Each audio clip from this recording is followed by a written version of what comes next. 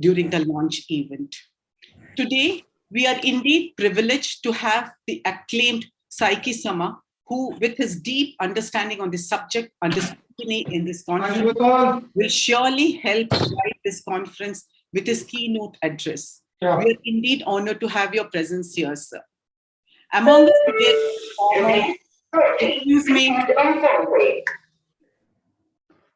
excuse me, could people please mute their microphones? Among us today is former Ambassador Deepa Vadva, who will give the inaugural speech. She's been relentlessly working and building bridges between both the nations. To her, we often look for guidance. Our sincere thanks for gracing this event, ma'am. It is our pleasure to welcome Mr. Kawasu, Minister and Deputy Chief of Mission, Japan Embassy, who will be giving us his special remarks. Thank you for taking time out from your busy schedule, sir. We would also like to welcome Ashok Chawla Sensei, advisor to the Ministry of External Affairs in Japan. Thank you, sir, for joining us. And to our very own VC, Professor Chantishri Pandit. Ma'am, we are very indebted to you for your support. Thank you so much. And to our Dean, Professor Kondapalli, thanks for your encouragement and joining this event today. May I request all participants to keep your microphones switched off and your videos switched on. Also note that the inaugural session does not have a Q&A. This particular program is also being live streamed in YouTube, so one could also be able to watch out there. I will now hand over to my students to formally introduce the inaugural session panel. Thank you and welcome again to this 3-day conference.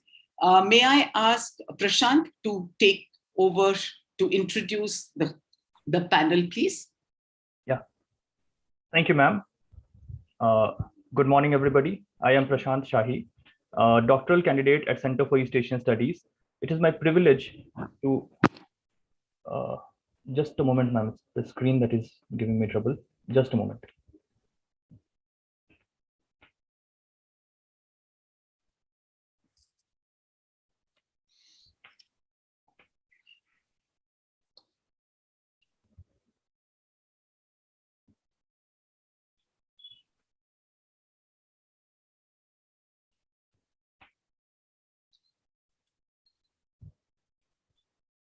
I request Prashant, rather you continue to introduce, maybe the slides will not be up for some time.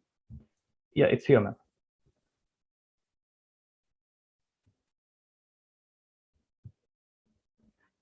Yeah, I'm very sorry for that.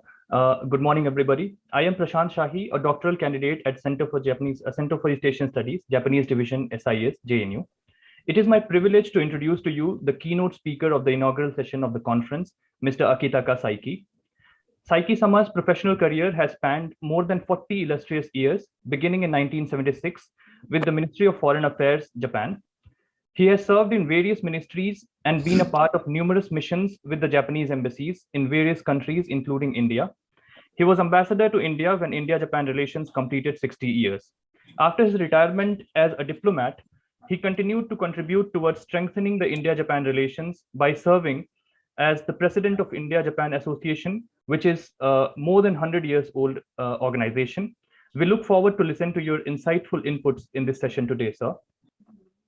We also have with us our own Vice Chancellor, Professor Shantishri D. Pandit. Professor Pandit is well known in the field of international studies for her prolific writings and lectures. Before taking over as the Vice Chancellor of JNU, she was professor in the Department of Politics and Public Administration in Savitribai Phule University, Pune. She has held many administrative positions in various academic bodies. She is also a patron of Association of Indian International Studies. Thank you, ma'am, for consenting to chair this session today. We also have the gracious presence of former Ambassador Deepa Vadva in this session. Ambassador Vadva has had an outstanding career spanning more than 3.5 decades. It is notable to mention that she was Ambassador of India to Japan when the two countries celebrated the 60 years of friendship. She has contributed towards various bilateral and multilateral negotiations during her career as a diplomat. Even after her retirement, She continues her efforts in furthering the bilateral between the two countries and is currently serving as chairperson of India-Japan Friendship Forum. We eagerly await to get enlightened with your inaugural remarks, ma'am. I feel honored to introduce Mr. Kunihiko Kawazu, who has been the Minister and Deputy Chief of Mission, Embassy of Japan in India since 2021. Prior to joining the office in Embassy of Japan, India, he had served in numerous diplomatic positions in ministries, embassies, and on many prestigious multilateral forums. We are eager to listen to your valuable insights in this special address, sir. I would now like to invite my friend Asmita Chandra to proceed with further introductions. Thank you, Prashant. It is my great honor today to welcome Professor Ashok Kumar Chawla. Professor Chawla is a noteworthy figure in India-Japan relations. His research and efforts in promoting the Japanese language has been widely lauded.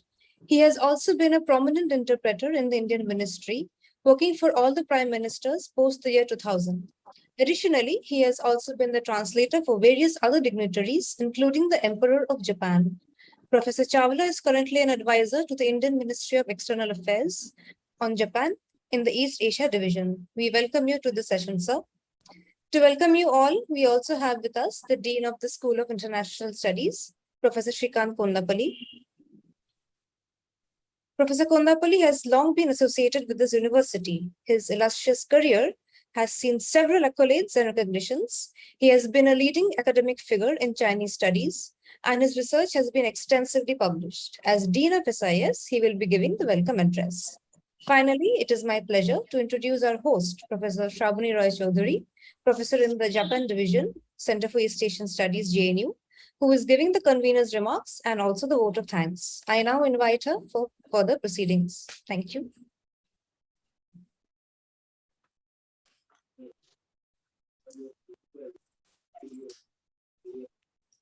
Professor Shravani, please unmute yourself. Thank you, Ashmita. I now hand over the chair to Professor Shantri Shri Dulapati Pandit, VC JNU, to conduct this session. Thank you, ma'am, for chairing it. Thank you, Sharbani.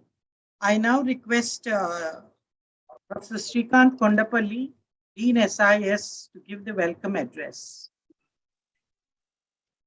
Thank you, ma'am. Very good morning to all of you. Let me once again invite the distinguished speakers today to speak about India-Japan relations. This is a very auspicious occasion that we are celebrating the 75 years of bilateral relations.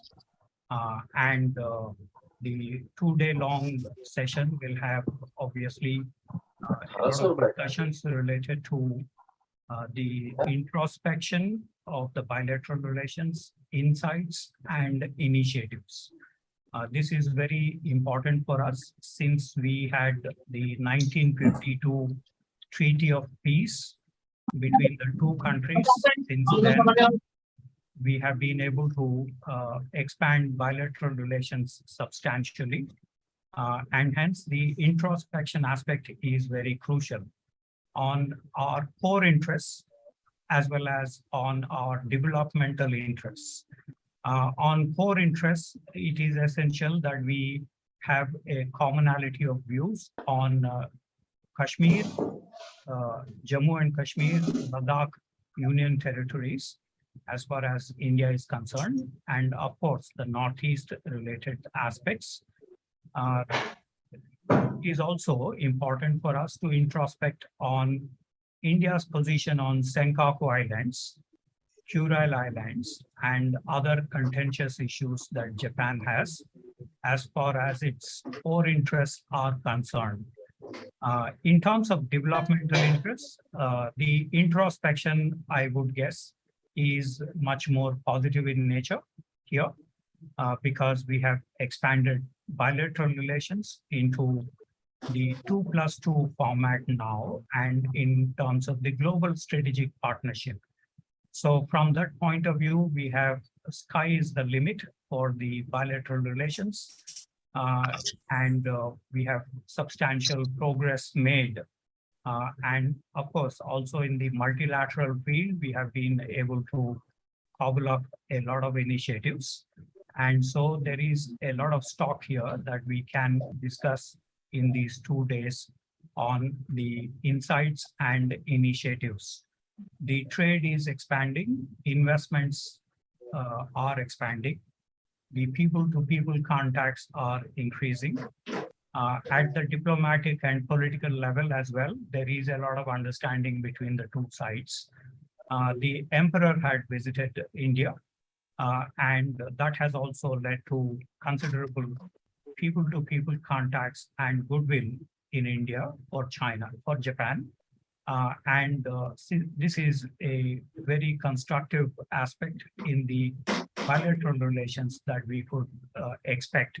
And of course, there are within all these issues, we can still introspect in terms of the investments, in terms of trade. We have signed the CEPA agreement, Comprehensive Economic Partnership Agreement. We have also had a number of other initiatives. Of course, the trade is not as high as we would expect. Likewise, investment, we would expect that to be increasing by leaps and bounds. There are issues here in terms of the clearances and other bottlenecks that also need to be introspected. I'm sure the 2-day session will have a lot of discussion related to these aspects. And without much ado, let me request the proceedings to be conducted as quickly as possible. Let me give to the next speaker for this session, Professor Rai Chaudhary. Can you, shall we, in this order, VC ma'am, would you like to say? No, I think thank you, Professor Kondapalli. Let Sharbani can give the convener's remarks.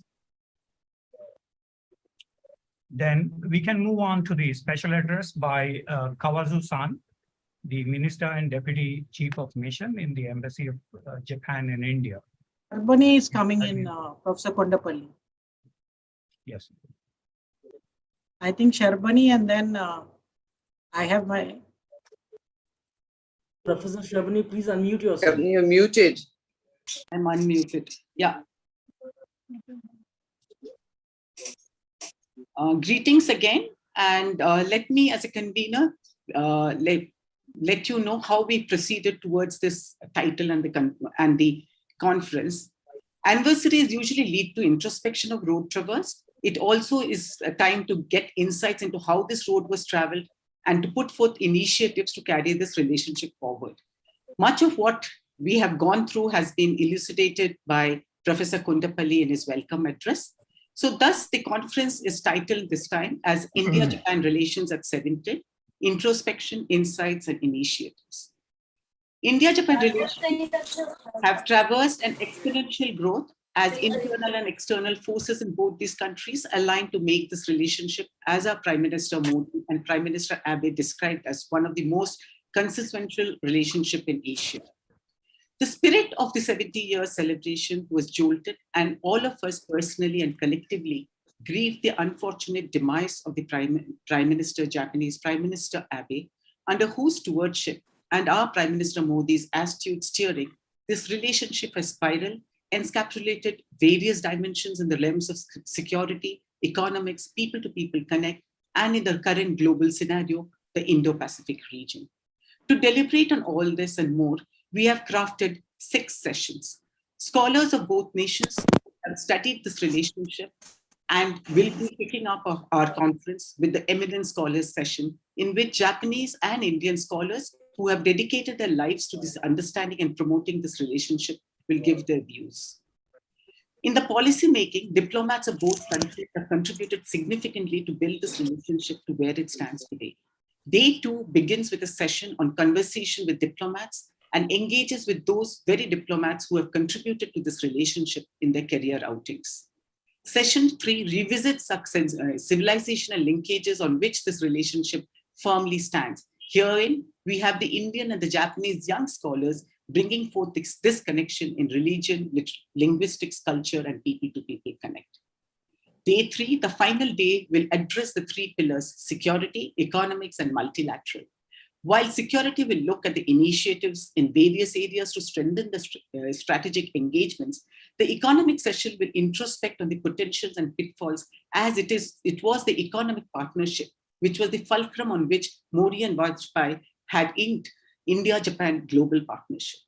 The last session will introspect the special strategic and global partnership and scan the concept of these two nations' free and open Indo-Pacific bilaterals and multilateral engagement. Vision 2025 will come under scrutiny soon, and Prime Minister Kishida will have a personal interest, as he has been then the foreign minister who had been instrumental in formulating this document. So this conference can also become a forerunner to the Vision 2025, which we will be seeing in good time. As a host, I would again like to invite all of you to participate in this conference with full enthusiasm, such that we can go back to the drawing tables and look at how we have walked the road and what is the work that we need to do. Thank you so much for being here. Thank you. Thank you, Bab.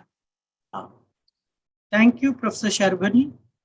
I'll just make a few opening remarks while welcome you all to the Jawaharlal Nehru University as its Vice Chancellor, especially respected Ambassador Saiki, Mr. Kawasu, Minister and Deputy Chief of Mission, Embassy of Japan in India, former Ambassador Ms. Deepa Wadhwa, Dean Mr. Professor Ashok Chawla, Advisor to the Ministry of External Affairs, the Dean, Professor Shrikant Kondapalli, and Professor H.S. Prabhakar, who was a teacher when I was a student in Jawaharlal Nehru University in CEAS. So welcome, sir. It's so nice to see you. And also Sharbani and other faculties, different the participants, paper presenters, ladies and gentlemen. Let me at the outset welcome you to the Jawaharlal Nehru University, which is known for its academics and research. And I'm happy that the School of International Studies, especially the Japanese Center, is organizing this second academic and research event after I've come to JNU. This India-Japan Relations at 70, Introspection, Insight and Initiatives, concentrating on security, economy and multilaterals. Let me also say that India is celebrating the 75th year of its independence, and we hope the next 25 years will take us to greater heights, especially in research and academia, with Jawaharlal Nehru University leading. We also are very happy to have been the only university to have conferred a doctorate on President Abiy in 2015 and the School of International Studies.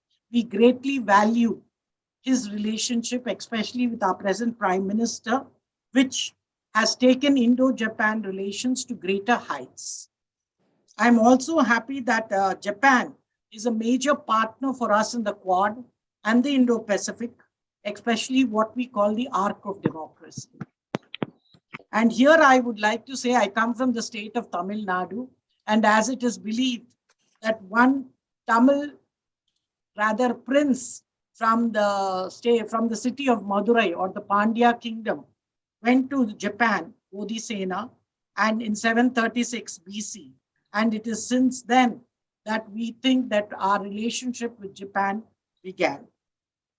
Today, I'm extraordinarily happy that Mr. Saiki, who's the president of the Japan-India Association, is also there, and Ambassador Deepa Wadhwa, and Professor Ashok Chawlaji, who's also here to help us and enlighten, and Mr. Kawasu, who will be in the inaugural sessions. Once again, I welcome you all to the Jawaharlal Nehru University, where we have excellence with equity and integrity with inclusion. No other university in this country has the special status that Jawaharlal Nehru University has, especially in international relations and the study of foreign languages. Once again, welcome to JNU and welcome to this conference. And JNU is extremely happy, especially I as the Vice Chancellor, very happy to be associated with academic and research events. And I hope, Sharbani, that you will bring this out as a book later so that the rest of us would benefit from it. Now I request former Ambassador Ms. Deepa Wadhwa to give her inaugural remarks. Madam Chair, Professor Santishri Pandit, Vice Chancellor of JNU. I'm very happy again to be at an event with you on Japan. And thank you for your support to the efforts to promote India-Japan relations. Professor Shabani Roy Chaudhary, the convener of this conference, is now really in the forefront of encouraging studies on the India-Japan relationship and highlighting and disseminating this knowledge on this very, very key relationship to a much wider audience. And I think this is something which I will come back to and which is really required. Dean Professor Shrikant Kondapalli, DCM Kuniko Kawazu, Ashok Chawla Sensei, as he's known to everybody. And last but the most important for me at this event, I must say, is to see again my dear friend, colleague, and guru, if I may say, on India-Japan relations, Ambassador Akitaka Saiki, under whose direction, both when he was ambassador in India and later as vice minister in the Japanese Foreign Office, India-Japan relations were given much of the substantive form and content which we now see. He agreed to deliver the keynote address today, and we're really, really grateful for him to have taken time from his very busy schedule to do so. I was very fortunate that my assignment in Japan began when you were ambassador in India, and I was briefed by you and able to learn so much before I moved to Tokyo in 2012. It was really the initiation into the relationship. The relationship between respective ambassadors, as you know, in two capitals is very vital. It's very vital for initiating proposals, for executing directions that our leaders give us, and also making sure that objectives are attained. The India-Japan engagement has grown to be a multi-layered edifice. And right at the top are annual prime ministerial level talks. Japan has this only with India. India has this only with Russia and Japan. So it's a very, very special arrangement that we have, that our prime ministers meet every year. It was my good fortune not only to have you as my counterpart as ambassador, but that you moved as vice foreign minister within a few months of my arrival in Tokyo.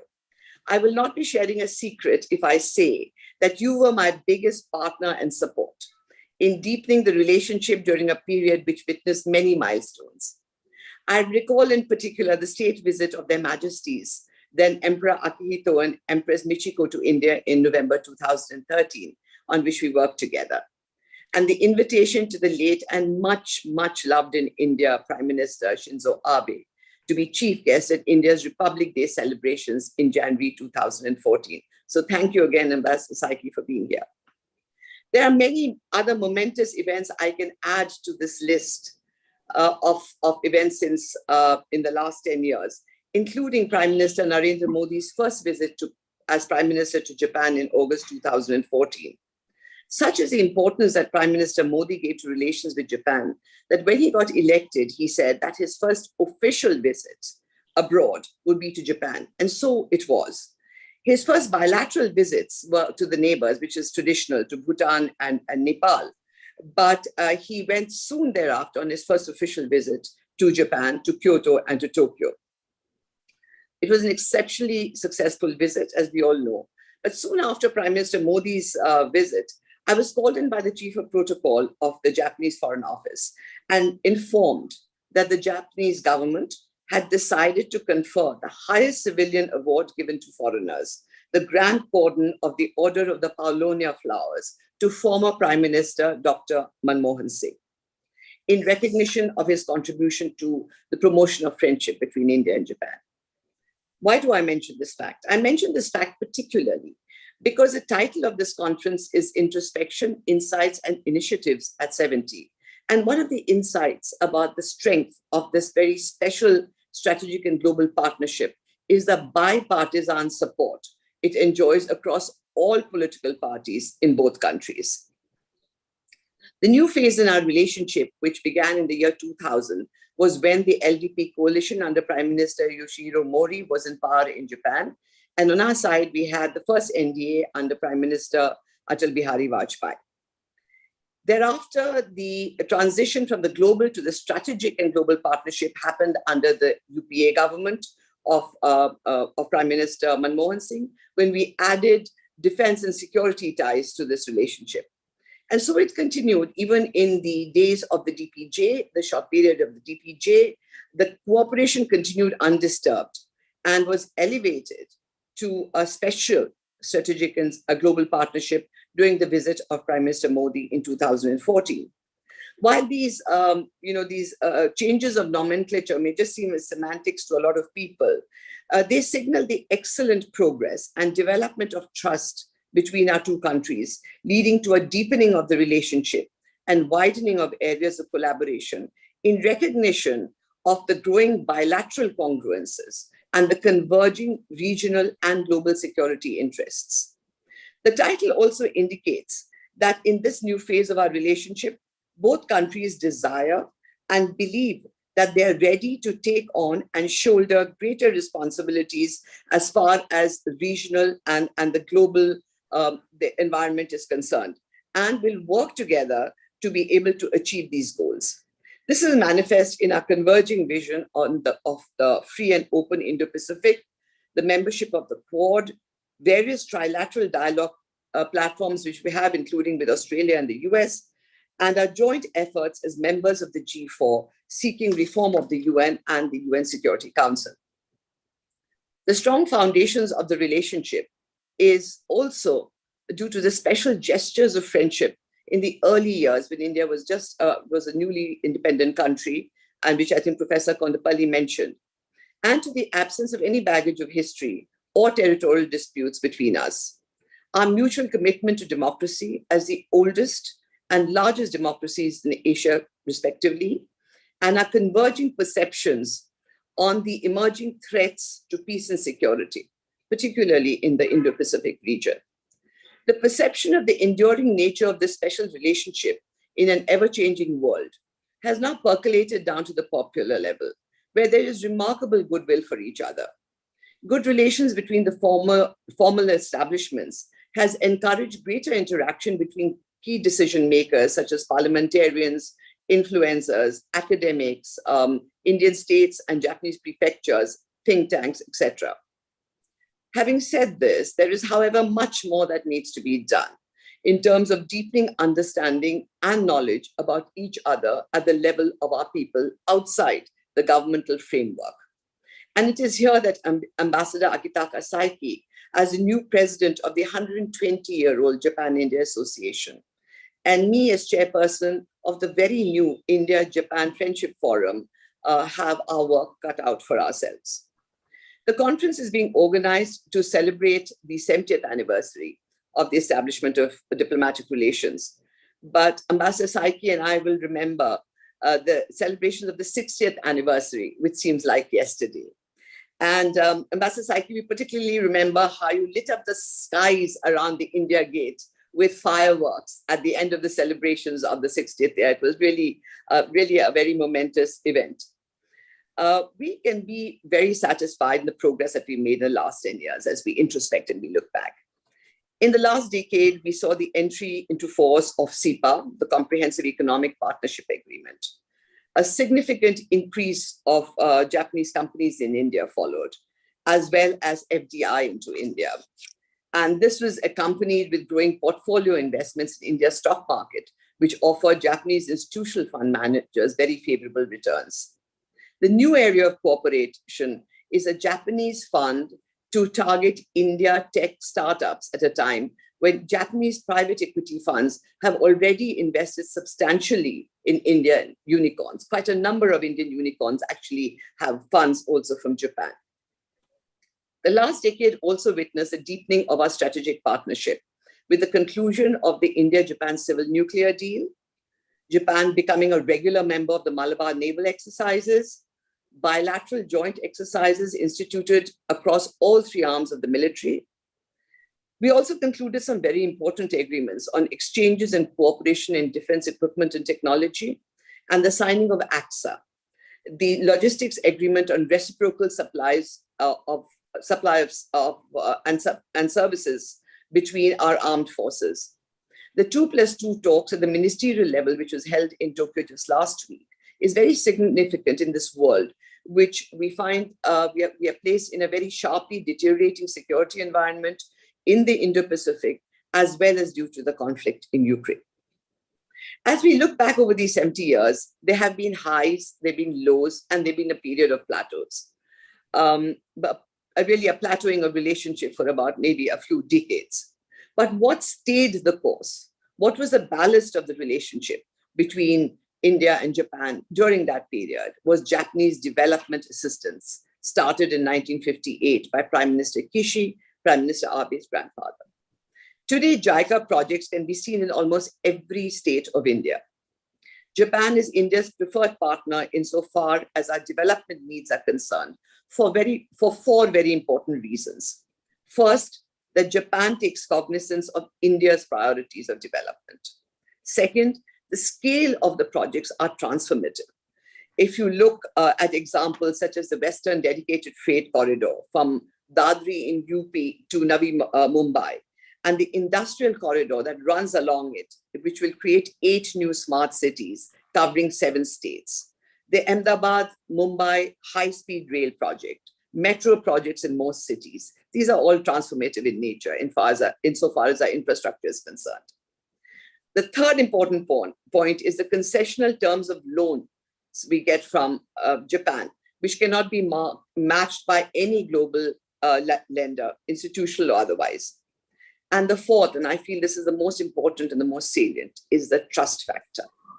Japan is the country we trust to partner in projects in politically sensitive and strategically important areas, such as the northeast of India and the Andaman and the Nicobar Islands. So what would we like to see India and Japan focus on in the future? The list is long but achievable because the will is there on both sides. Some areas which I will quickly list and come to mind are deepening trade and investment. Both figures belie the huge potential. The figures at present really belie the huge potential. Then tangible outcomes in co-production of defense equipment and technologies and deepening the security relationship. The third is working together to combat climate change. And this is the biggest threat to humanity that we all face.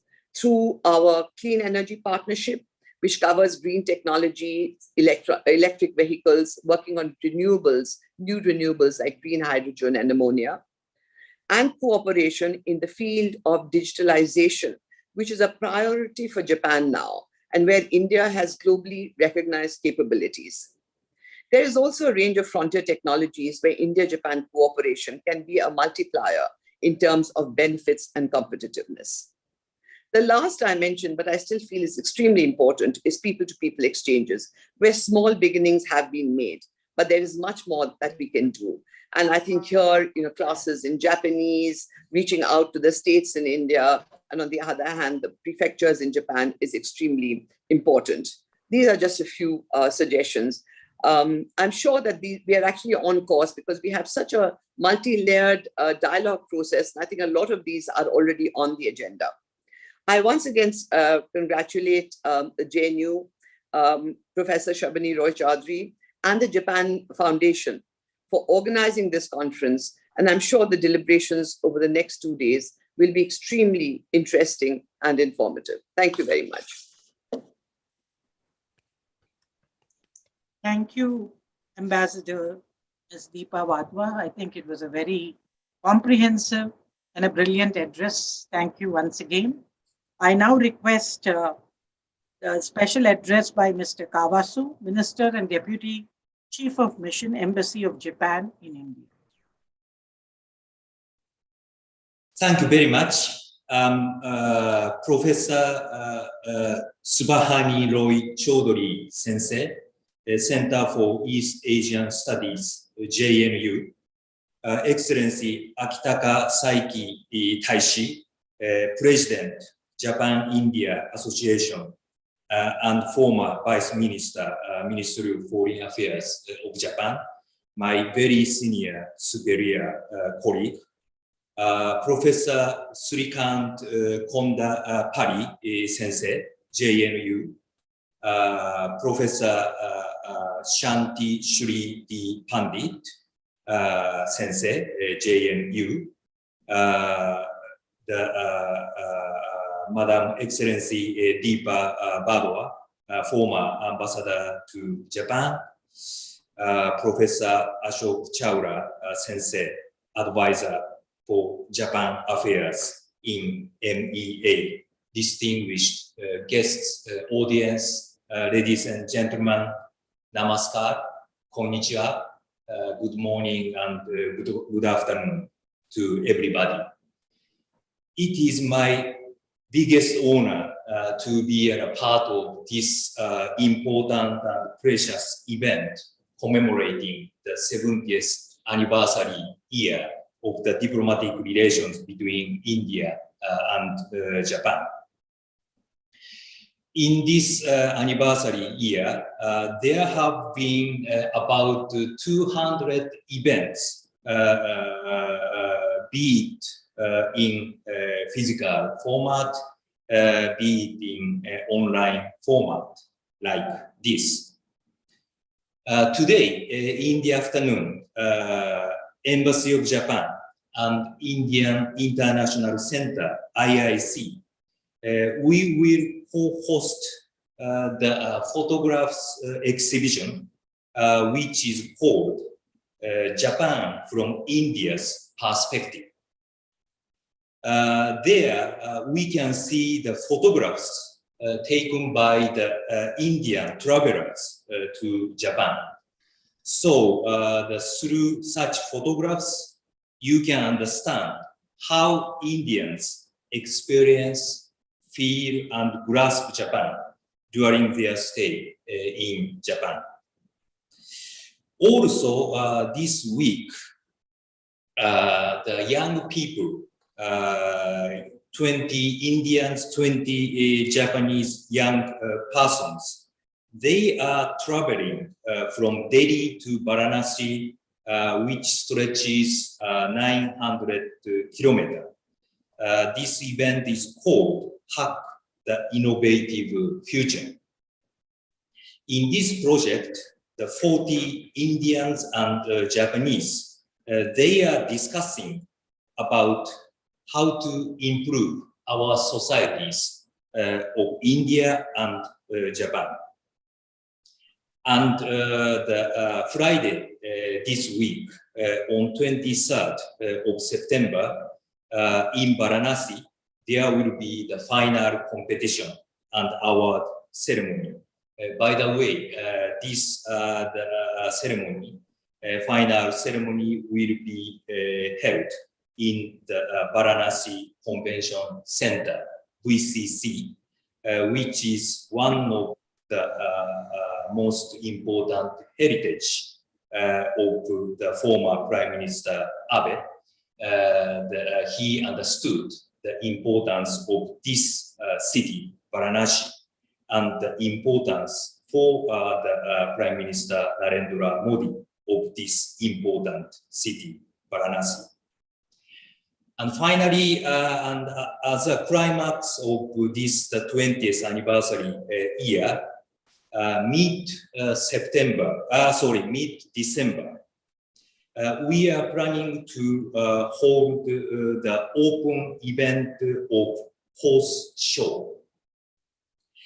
This is joint performance of Japanese traditional yabusame and the Indian sport.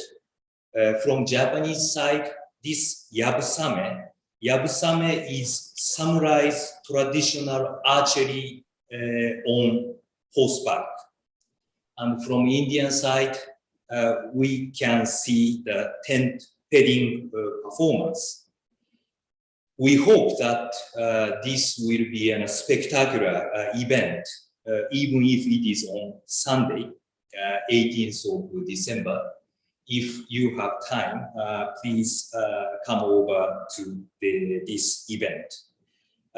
Ministry of Defense of India kindly will make available its horse racing stadium for this event.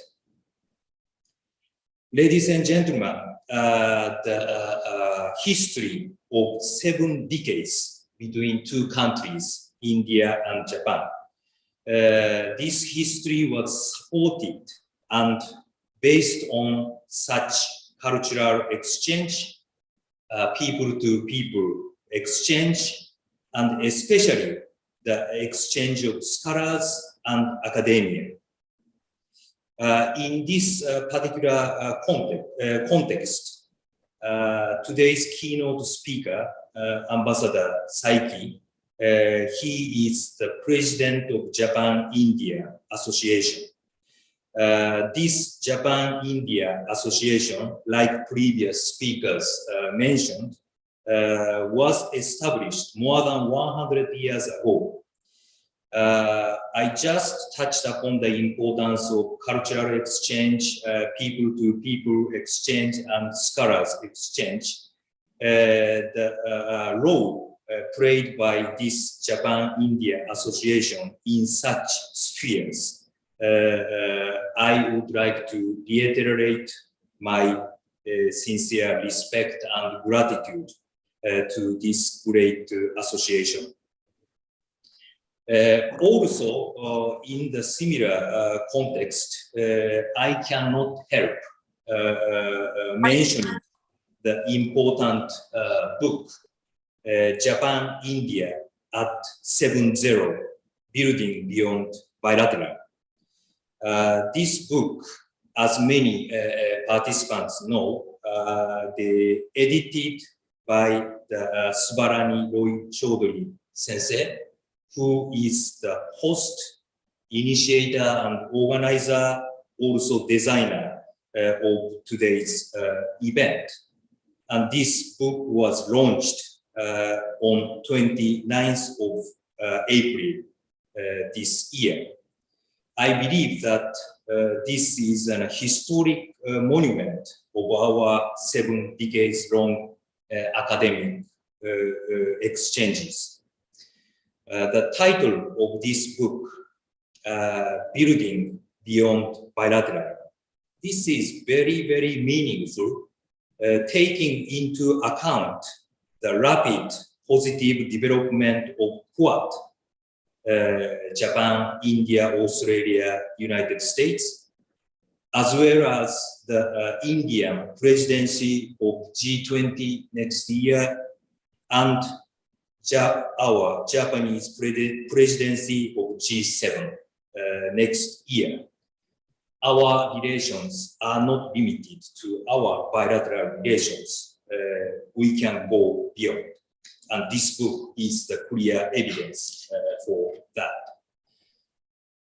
Ladies and gentlemen, India and Japan, both countries, we have nurtured our friendship even before the birth of the sovereign states, nation states.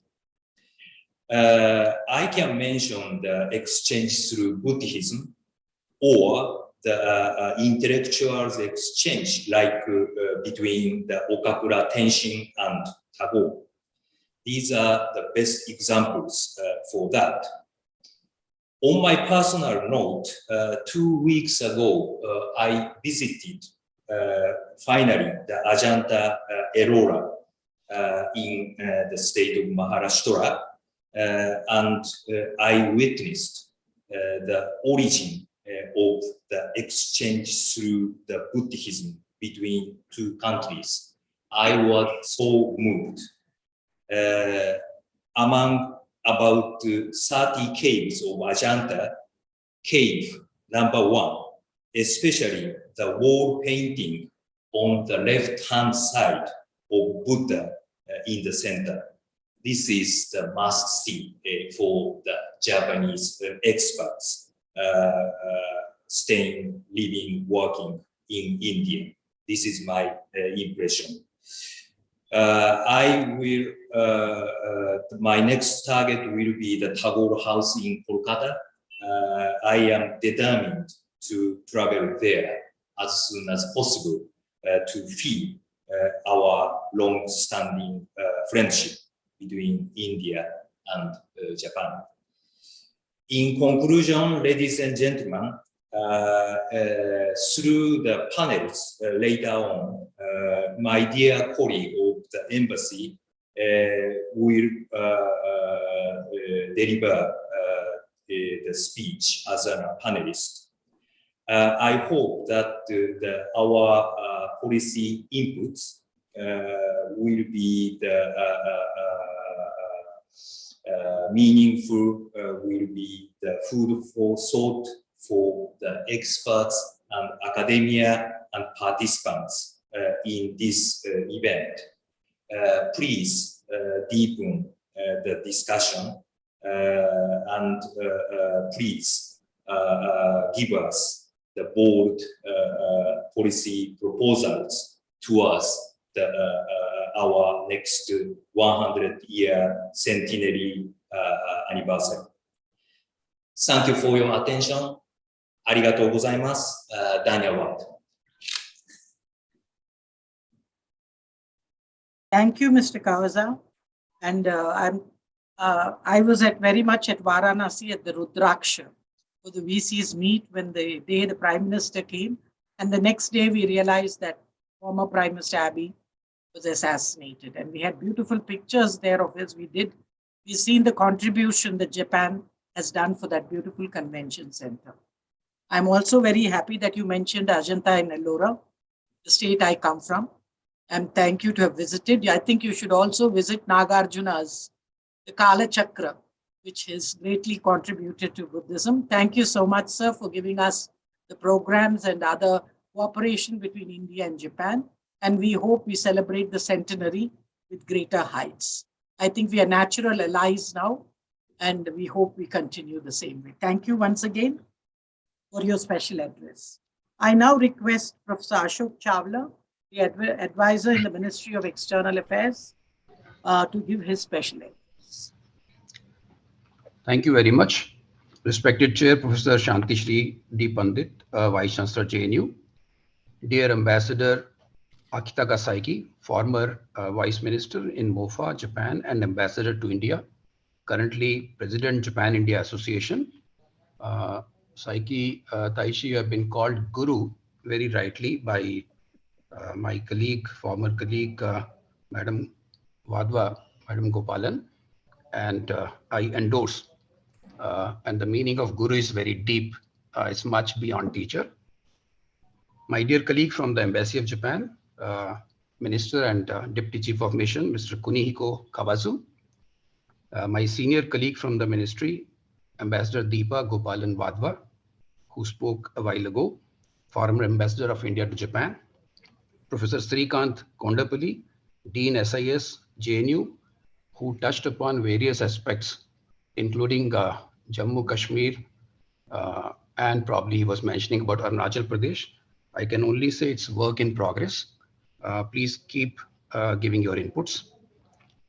Professor Sravani Roy Chaudhary, Center for East Asia Studies and convener of this international conference. My senior colleagues from the Ministry of External Affairs, distinguished chairs of the sessions, speakers, and the participants. Konnichiwa, and very good morning to all the participants on behalf of the Ministry of External Affairs. It's a great privilege for me to be part of this international webinar. India-Japan Relations at 70 is truly opportune to introspect, share the insights, and have deeper understanding of initiatives taken together by India and Japan, particularly in last few years. Some aspects, security, defense, G20, G7, etc., have already been covered by the previous speakers. So I'll try to tweak my remarks. Further, my senior colleagues will be talking about various aspects and issues in this session and also in other sessions, particularly the session with Indian diplomats, in which you will hear stalwart Ambassador Arjun Asrani, my dear senior colleagues, Ambassador Gautam Bambawale, Ambassador Vikas Swarup, and incumbent Ambassador Sanjay Verma. My learned friend, Ambassador Deepa Wadhwa, spoke a while ago. So I had and I continue to have the privilege of working with all of them at some stage. And I seek their permission to allow me to use this opportunity to touch upon few points from this ministry's point of view or perspective.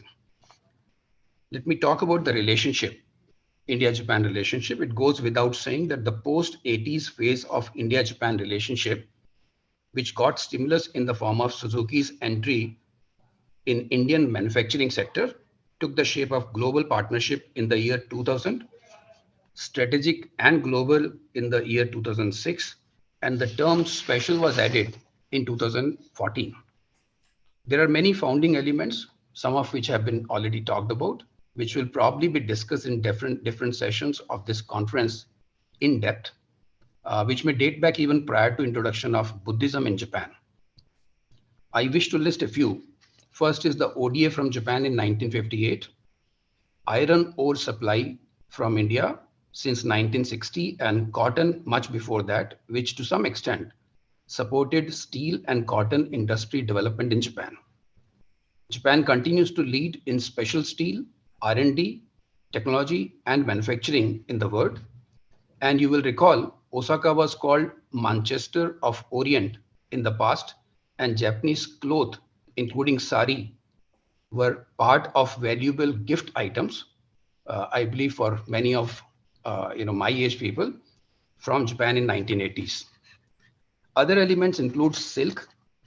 Some people might be aware of it, which was used in Hoko, the Rath, in Gion Festival, Shibori, the tie-dye, then Rabindranath Tagore and Okakura Tenshin chemistry, legacies left behind by Ras Bihari and Subhash Chandra Bose, Justice Pal's role in Tokyo Tribunal, elephant in Ueno and later in Okinawa Zoo. There are many other known as well as lesser known facts about India-Japan connects, which I'm sure will be discussed in depth in this conference. Coming to the recent time, we saw for the first time in 2014 the setting of a high investment target of 3.5 trillion Japanese yen investment to India through private and ODA channels. This is not usual for Japan to sign or to agree to such or make such commitments or make some or set some targets. Introduction of fact sheets, vision statement also happened. And on the bonhomie side, the visit of Indian Prime Minister to the Yamanashi home of the former Prime Minister are the landmark points which need to be noted. The relationship evolved further in the process.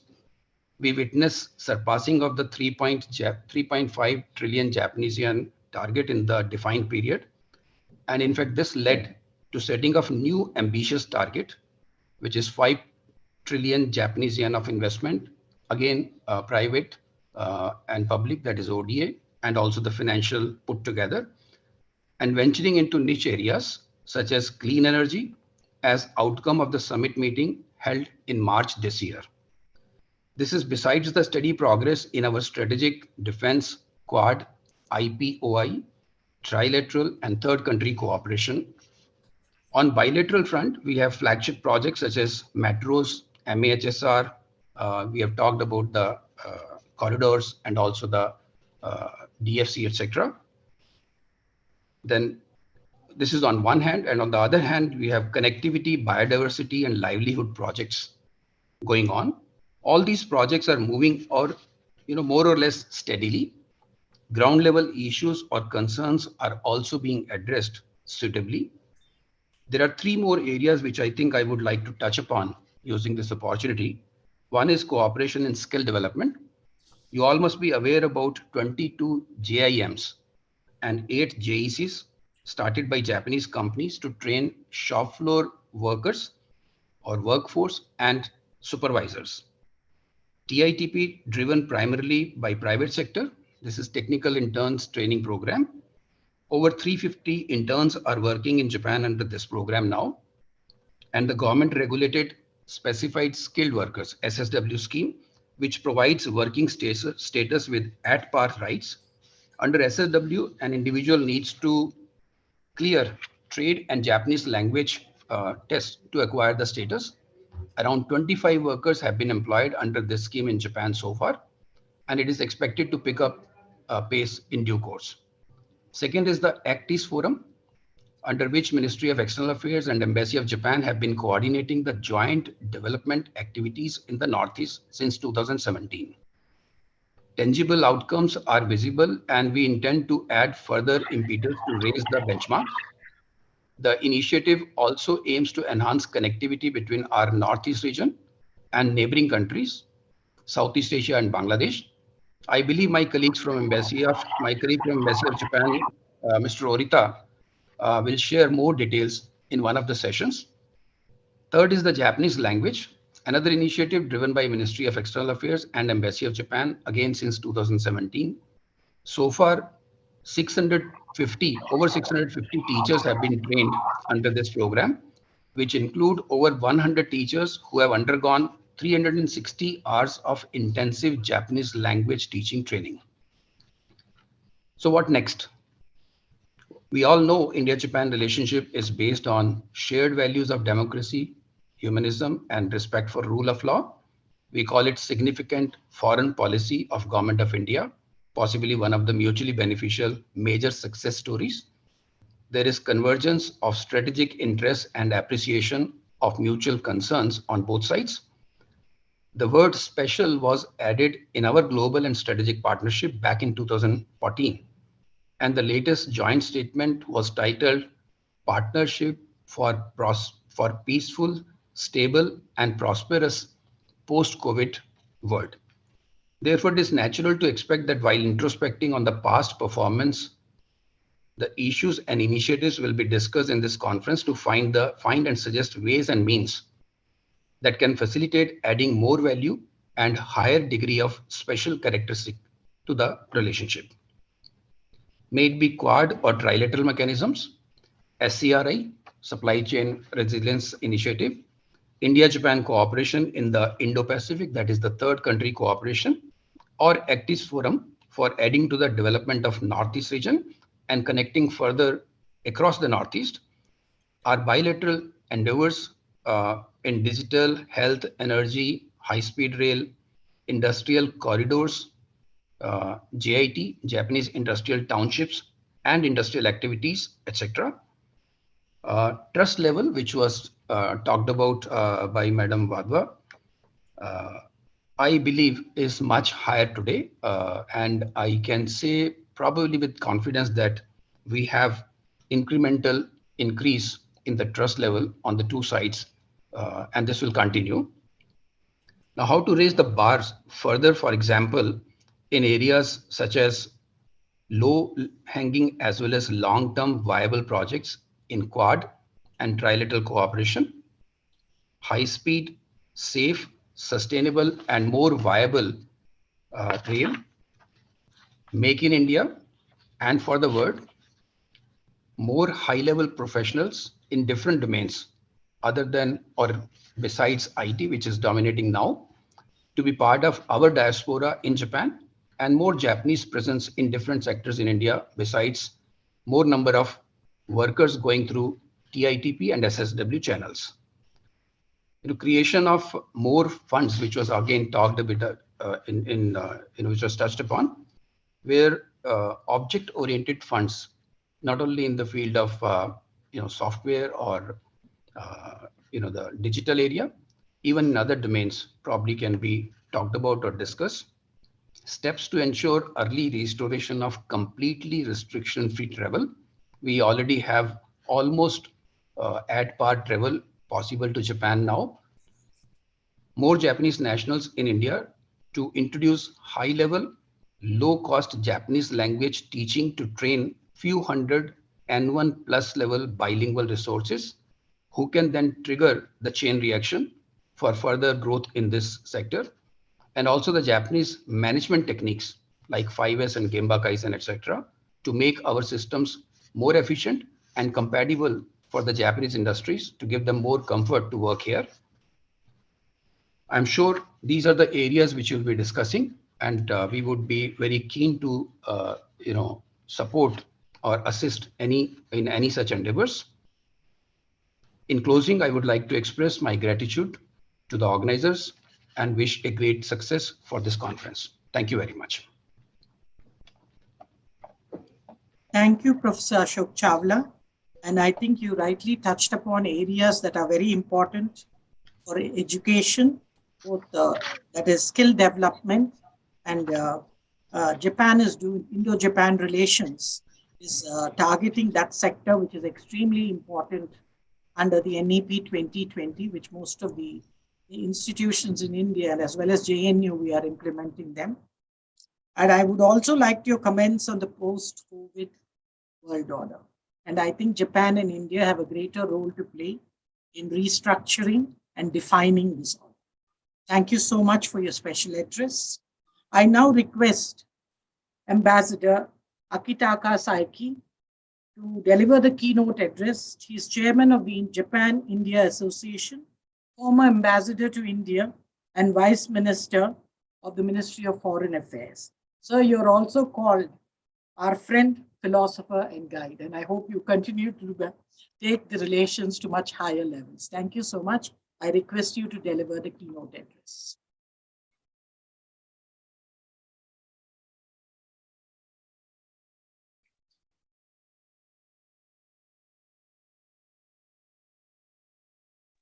Mrs. Saiki, I think you're muted, sir.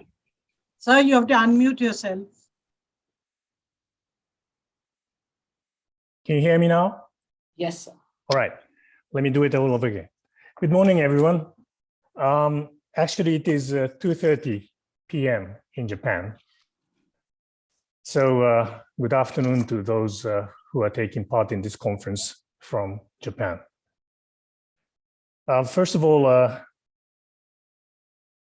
I would like to thank Professor Chaudhry for inviting me to International Conference on India-Japan Relations at 70, organized by Center for East Asian Studies of JNU. I would also like to thank Professor Kondapalli, Dean of School of International Studies, Professor Pandit, Chair of the inaugural session, Minister Kawazu of the Japanese Embassy in Delhi, Professor Ashok Chawla, and all others who are participating in the conference with me today. My special greetings also goes to Her Excellency Ambassador Deepa Wadhwa,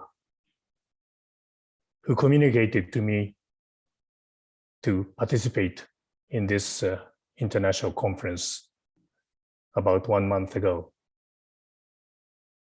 Now with Deepa, I have the pleasure of knowing her since she was India's ambassador to Japan 10 years ago. Since then, we have remained very good, close friends.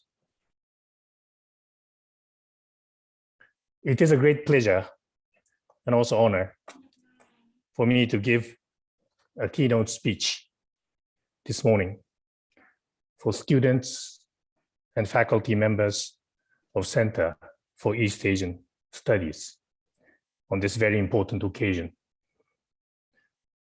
In fact, listening to Ambassador Wadhwa's inaugural remarks covering the whole range of Japan-India relationship, I think her speech is more befitting as a keynote address. I have to admit that. My friends, as Deepa kindly mentioned, 10 years ago, when India and Japan celebrated the 60th anniversary of formal diplomatic relationship, I was Japan's ambassador to India. It is a pleasant coincidence that I'm joining you today to celebrate the 70th anniversary.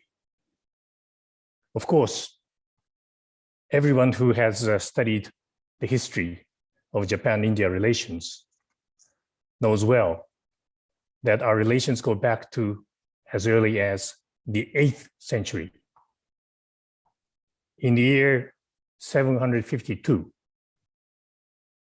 an eminent Indian monk was invited by the Emperor of Japan to the ancient Japanese capital of Nara to preside over the inauguration ceremony of a huge Buddha statue at Todaiji Temple.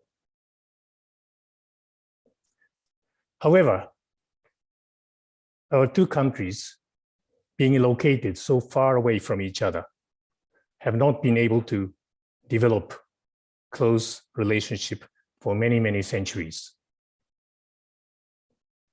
Even since 1952, after establishing a formal diplomatic relationship, India and Japan have not enjoyed a close partnership. During the Cold War era, we took different approaches to national security and protecting national interests.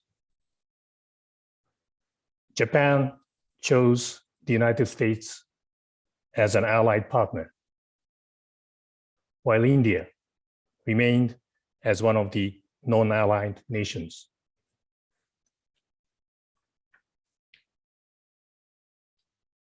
This morning in this session, in the interest of time, I will not speak about the aspects of history and culture of Japan-Indian relationship.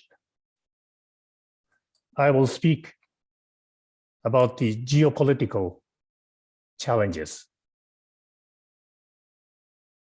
our two countries are facing today. My dear friends, what we are eyewitnessing in Ukraine is a blatant and horrible military invasion by Russia of its next door neighbor. Putin's attempt to achieve a quick victory is not producing a result that he had hoped 9 months before.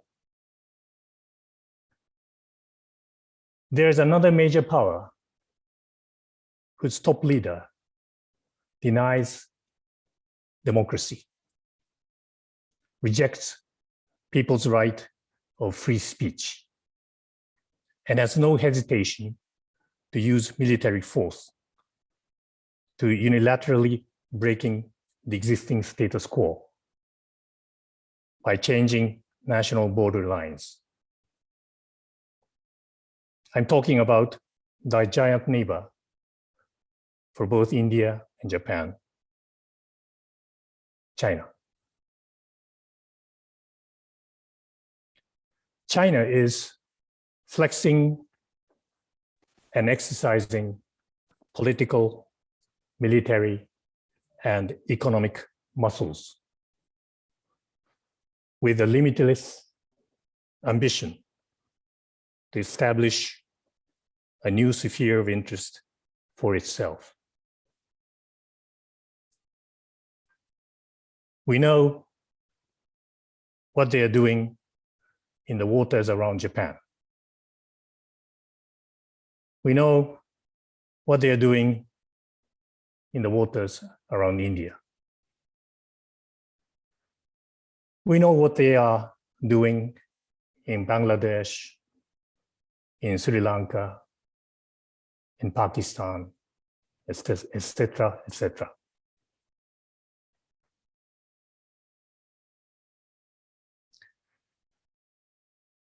Now, China and Russia, in the latest bilateral summit meeting last week, together, they declared that a new international order must be created. What do they mean? They are rejecting the existing international order of peace and stability. They are rejecting the political system of democracy. They are rejecting the freedom of ideas and speeches. It is clear that China and Russia, looking at the future of the world that is very different from what Japan and India and all other democracies are looking at. Dear friends, there is a huge challenge before us. Then what must we do? Let me share some of my thoughts with you. Number one, we will not tolerate any violent behaviors of our neighbor. We must protect our sovereignty and national interests by all possible means. Number two, we will do everything possible to protect our societies where democracy, freedom of speech, including freedom of people to criticize their own governments, are being enjoyed. Number three, we must protect our civil societies where the rule of law is established. Laws must apply equally to every citizen in the society. No one is above law, and no one is under the law. And number four, India and Japan do not have a bilateral alliance treaty. Still, as friends and as special strategic partners, sharing the same values and looking at the common future, we must and we can cooperate in many ways and in many areas. Our prime ministers visit each other every year. We have the 2+2 security dialogue system in place. We jointly exercise the two navies in the Malabar operation. Quad was mentioned by my previous speaker. This is a grouping of like-minded countries, India, Japan, the United States, and Australia. Quad is another such example. Today, we cannot, or no country can, protect itself alone. We need to help each other.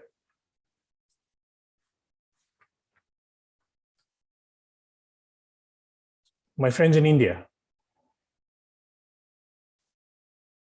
those were my own views and thoughts that I wanted to share with you today. Those were perhaps food for thoughts. I have tried to focus on the ongoing geopolitical challenges that both India and Japan are facing. Some of you may agree with me. Some of you may not. I would be very happy if productive discussions would take place among you in the course of the day on the common geopolitical challenges for our two countries, including those points that I have just raised. Rather short, but this was my inaugural keynote speech. Thank you all very much for your kind attention. Thank you, Ambassador Taiki. I thought it was a very brilliant address because you brought in the instabilities in our neighborhood and made a very strong statement about the values that India and Japan cherish of non-violence, because we cannot accept violence to be normalized, and democracy, where the due respect to difference, diversity, and dissent is extraordinarily important, not only in our countries, but in the world order, and the rule of law, and our convergence of interests. And I was very happy that you brought up the issue of geopolitical challenges, especially the Arctic and the opening of the Arctic, where Japan and many of these countries can be in great competition. I hope it will be more a collaboration and cooperation. And I think India and Japan have a great role to play there. Thank you once again for your brilliant address. And I thought you raised issues that are very, very important for both countries to think in the coming few years. And it is very important that the 70th year of our friendship, that we realize that these are the dangers of the world order, and both of us as Asian powers have a great role to play in restructuring the new Asian century. Thank you so much, and I now request Shabani to give the vote of thanks.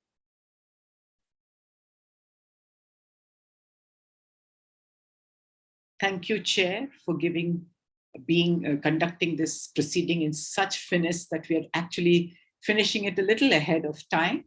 And thank you, Saiki-sama, for giving us such a thought-provoking, insightful address, which sets the tone of what our conference should be looking at.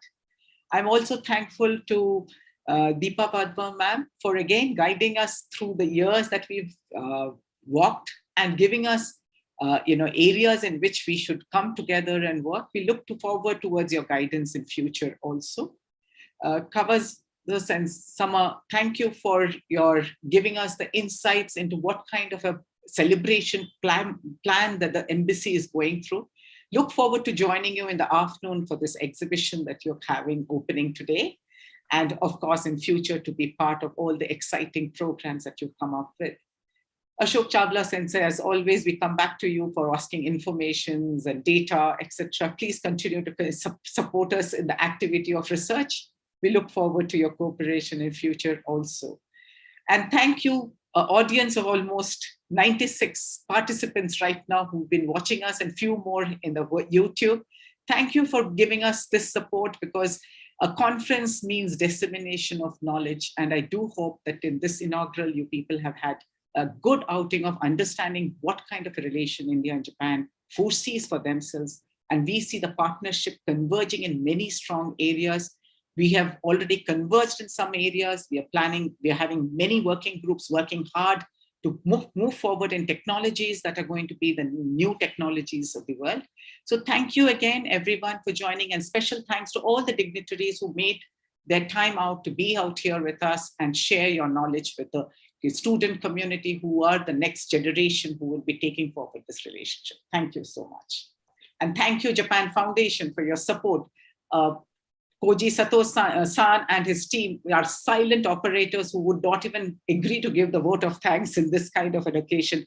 Thank you, Koji-san. Please continue to support us. We look forward to all the events that you come up with for my students, as well as the fellowships and conference and publishing things. Thank you so much. And we look forward to the next session, which begins shortly. We're supposed to begin at 11:45, but if we have the presenters and the chair in place, we might start a little early. It is to the Eminent Scholars session, which is spotlighting on India-Japan relations, 70 years. You have Horimoto Sensei, Kojima Sensei, Prabhakar Sensei, and Purnendu Jain Sensei joining us for this session. Thank you so much once again. And thank you, ma'am. Thank you, Professor Kundapalli, for having been here and supporting this event. Thank you so much, everybody. Thank you.